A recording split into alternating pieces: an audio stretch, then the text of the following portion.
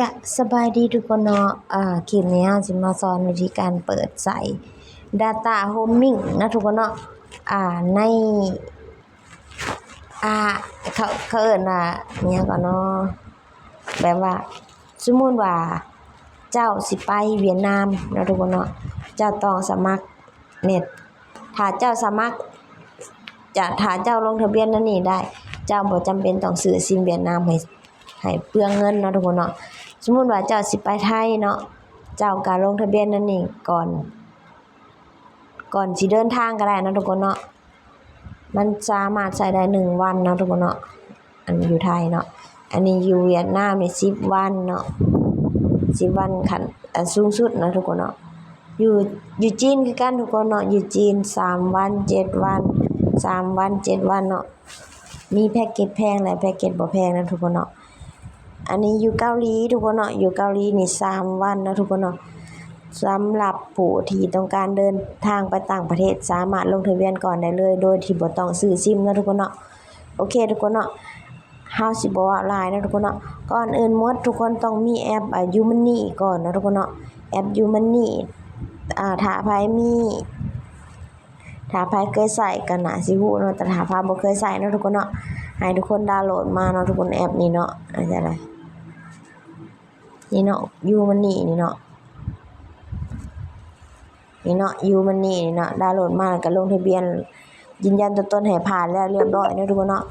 แล้วก็ก่อนสิซื้อก็เติมเงินเข้าเนาะทุกคนเนาะ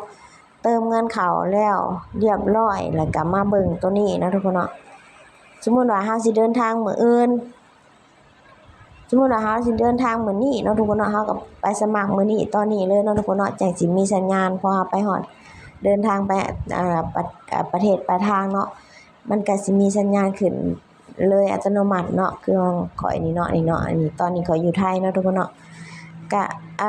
สมมุติว่าข้อยสิไปไทยเนาะทุกคนเนาะก็ข้อยก็มาเปิดที่ตัวนี้เนาะ Data Roaming นี่เนาะทุกคนเนาะกดคำว่าลงทะเบียนเนาะพอกดคำว่าลงทะเบียนแล้วกดเปิดตัวนี้เนาะทุกคนเนาะ Roaming สากลนี่เนาะทุกคนเนาะนี่เนาะ Roaming สากลแล้วก็มาเบิ่งแพ็คเกจที่เฮาจะ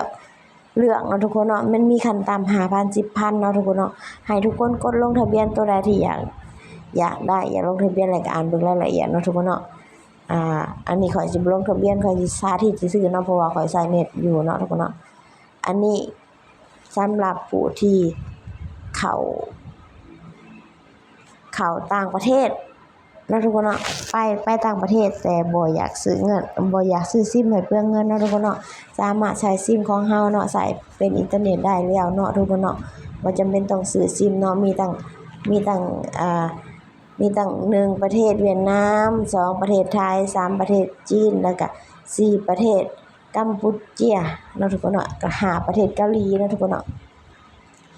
มีต่าง5ประเทศบ่จำเป็นต้องซื้อซิมใหม่เนาะทุกคนเนาะโอเคทุกคนเนาะ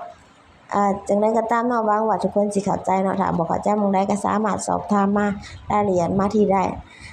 คลิปด้านล่างนี้ได้เลยเนาะจังได๋ก็ตามฝากกดไลค์กด Subscribe กดติดตามในเด้อสบายดี